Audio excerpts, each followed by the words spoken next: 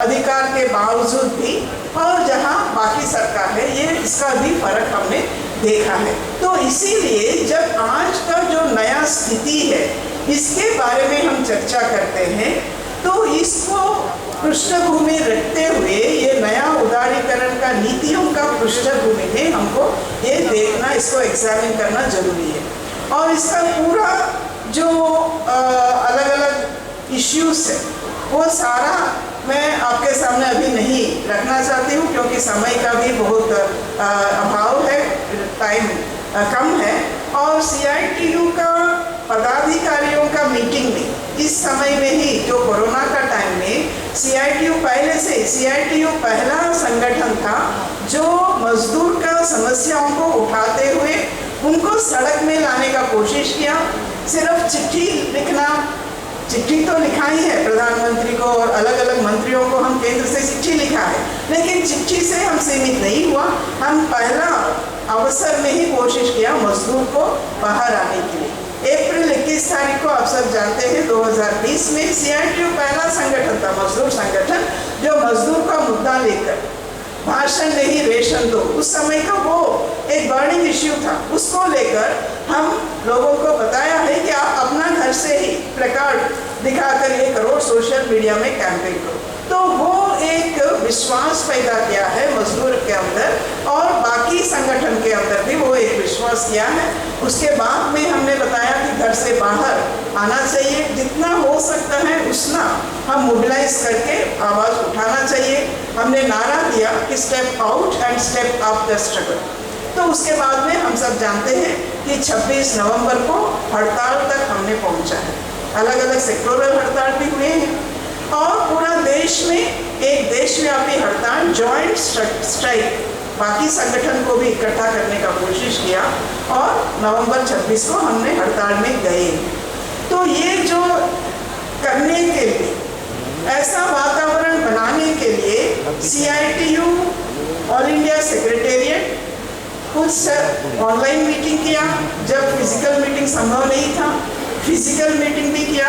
हम इसी बीच में वर्किंग कमेटी का भी ऑनलाइन मीटिंग किया, और हर मीटिंग में इस नया स्थिति को हमने डिस्कस किया, इसको समझने का कोशिश किया, और इसको सामना करने के लिए हमको क्या करना चाहिए, पूरा मजदूर वर्ग को क्या करना चाहिए, CITU को कैसा भूमिका निभाना चाहिए, हमारा रणनीति क्या होना चाहिए, इसके बारे में हम कुछ निर्णय लिया है। और इस निर्णय को हमारा नीचे तक, हमारा CITU का सबसे नीचे जो ग्रासरूट लेवल का कमिटियां हैं, चाहे वो फैक्ट्री का कमिटी हो या कई उद्योग का कमिटी हो, राज्य स्तर का जो ब्लॉक कमिटी हो, जिला कमिटी हो, जो भी हो, कोऑर्डिनेशन कमिटी हो, सभी सबसे नीचे स्तर तक पहुंचाने के लिए हमने कोशिश किया। सभी स्टेट कमिटीज को, इंडस्ट्रियल फेडरेशंस को, हमारा जनरल काउंसिल मेंबर्स को ये सारा भेजा है, और इस रिक्वेस्ट के साथ कि आप अपना अपना इलाका में, अपना अपना उद्योग में इसको नीचे स्तर तक, हमारा मजदूर तक पहुंचाने का कोशिश कीजिए। तो इसमें क्यों किया है? क्योंकि इस नया स्थिति को समझना बहुत जरूरी है हमारे लिए, पूरा संगठन को समझने का, और एक आम राय, एक आम अप्रोच में पहुंचने का बहुत जरूरी है, ताकि हम इसको सामना करने के लिए, जो चुनौती हमारा सामने है, उसको सामना करने के लिए पूरा संगठन को हम तैयार कर सकें। तो ये हमारा तो इसलिए हम उम्मीद करते हैं कि ये आप तक पहुंचा है, नीचे स्तर तक पहुंचा है, तो इसीलिए उसका विस्तार रूप में बताने का जरूरत नहीं है। लेकिन एक हमारा समझ के बारे में मैं 2-3 मुद्दा आपके सामने रखने का कोशिश करूँगी। एक तो ये जो हमला हो रहा है, हमने देखा ये जब कोरोना का टाइम में, जब मजदूर का नौकरी चला गया, उनका आमदनी चला गया, और हजारों की संख्या में मजदूर का मौत हो गया है, ये सब कुछ है।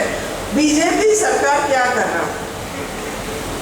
बीजेपी सरकार तो अपना जो नव उदारीकरण का जो नीति है उसको और भी तेजी से चलाने के लिए उनका अप्रोच ये था कि ये हमारे लिए एक बहुत अच्छा मौका है। नीति आयोग का जो सीईओ है अमिताभ कांत, आप नाम सुना होगा, उन्होंने लिखा है, साफ लिखा है कि ये हमारे लिए एक अच्छा मौका है। जब मजदूर घर में बैठे हैं, लॉकडाउन है, कर्फ्यू है, अलग अलग रेस्ट्रिक्शंस है, वो सड़क में नहीं आ पाएंगे, धरना प्रदर्शन नहीं कर पाएंगे, लामबंदी नहीं हो पाएगा, तो इस स्थिति में ये हमारे लिए एक बहुत अच्छा मौका है हमारा जो रिफॉर्म्स है उसको आगे बढ़ाने के लिए। तो इसी को चलते जो लेबर कोड्स है, सरकार सारा लेबर कोड्स को, एक तो 2019 में पास किया था, लेकिन बाकी तीनों लेबर कोड्स इसी टाइम में सरकार पार्लियामेंट में पारित किया। जो खेत का कानून है, एग्रीकल्चरल लॉस है, तीनों कानून, उसको भी इसी टाइम में पास किया है। और उसके बाद में जो अलग अलग जो कानून है वो भी बिना चर्चा करके